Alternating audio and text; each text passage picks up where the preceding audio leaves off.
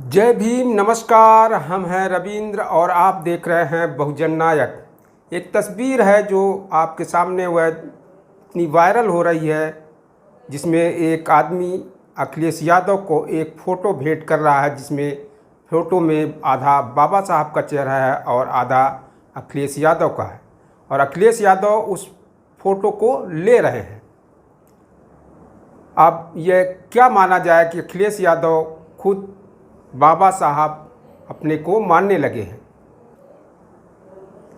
इस पर बहुजन समाज पार्टी की मुखिया बहन मायावती ने कहा है कि भारतीय संविधान के निर्माता परम पूज्य बाबा साहब डॉक्टर अंबेडकर का भी अपमान कतई ना किया जाए।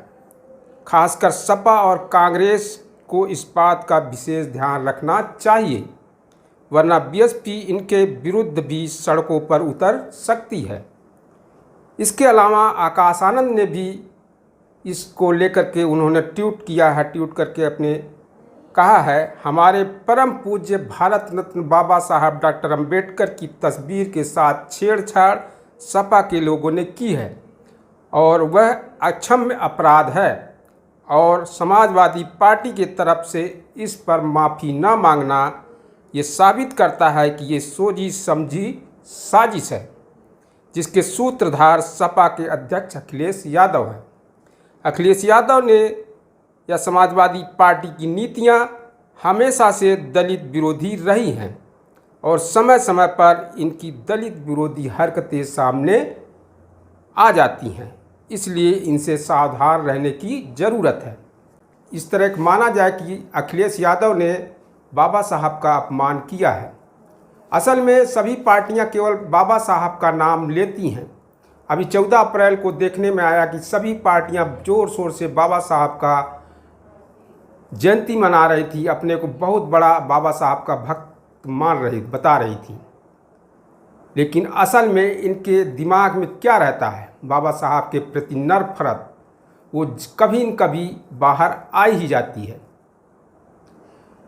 इससे पहले अमित शाह जो गृह मंत्री हैं, उन्होंने भी संसद में बाबा साहब डॉक्टर अंबेडकर का अपमान किया था और उन्होंने संसद में कहा था कि अंबेडकर इतना नाम ले तो भगवान का नाम ले तो स्वर्ग मिल जाएगा।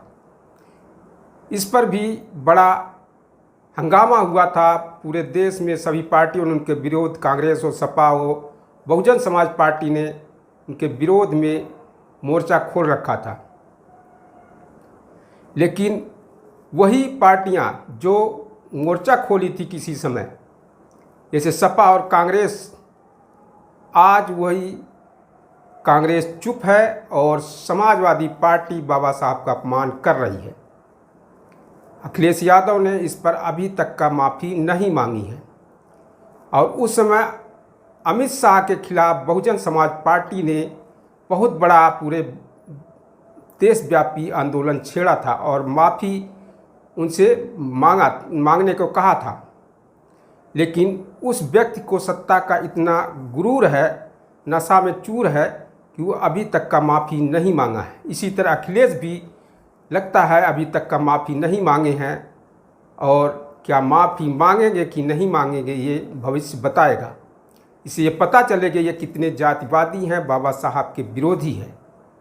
अखिलेश यादव के शासनकाल में ही बहुजन महापुरुषों के नाम से बने जिले जो थे, उनका उन्होंने नाम बदल दिया था। लखनऊ में बाबा साहब के नाम से बने पार्क का नाम उन्होंने ज्ञानेश्वर मिश्र कर दिया था, जबकि बाबा साहब का कहाँ इंटरनेशनल स्तर का कद है और ज्ञानेश्वर मिश्र कोई जानता तक नहीं। इस तरह की सपा की हरकतें रही हैं। सपा की हरकतें दलित विरोधी भी रही हैं, और सपा ज़्यादातर ऐसे काम वह दलितों को आगे करके ही करा रही है। आप जब प्रमोशन में आरक्षण का बिल संसद में आया था, उस समय सपा के ही सांसद जो दलित था, उसने उस बिल को फाड़ा था। अगर अभी हाल में देखा जाए तो सपा के सांसद ने ही राज्यसभा में रामजीलाल सुमन जो हैं, उन्होंने राणा सागा पर ऐसा बयान दिया है कि इन दोनों ने मिल कर के भाजपा और सपा ने मिल करके ठाकुर बनाम दलित करने की कोशिश की है। इसी तरह कल जो तस्वीर की जो है बात, वो उसमें जो तस्वीर दे रहा है वो भी दलित है। वह उसका नाम लालचंद गौतम है। वह किसी समय बहुजन समाज पार्टी में था और इन्हीं हरकतों के कारण वह शायद निकाला गया होगा। उसकी इतनी बड़ी महत्वाकांक्षा है जो बाबा साहब का सम्मान ही भूल कर इस तरह की हरकत कर रहा है। आगे देखें तो इसी तरह बीजेपी भी है जो बड़े दावे तो करती है, लेकिन दलितों पर अत्याचार इतने हो रहे हैं। बाबा साहब की मूर्तियां इसके शासनकाल में सबसे ज़्यादा तोड़ी जा रही हैं, लेकिन कोई कार्रवाई नहीं हो रही है। अभी इलाहाबाद में ही बाबा साहब की मूर्ति के साथ छेड़छाड़ की गई, उनकी मूर्ति की आंख फोड़ दी गई, उनके ऊपर पुराना गाउन गंदा उस पर पहनाया गया, स्वेटर पहनाया गया, यह करके बाबा साहब की तस्वीर का अपमान किया गया, लेकिन कोई कार्रवाई नहीं हुई।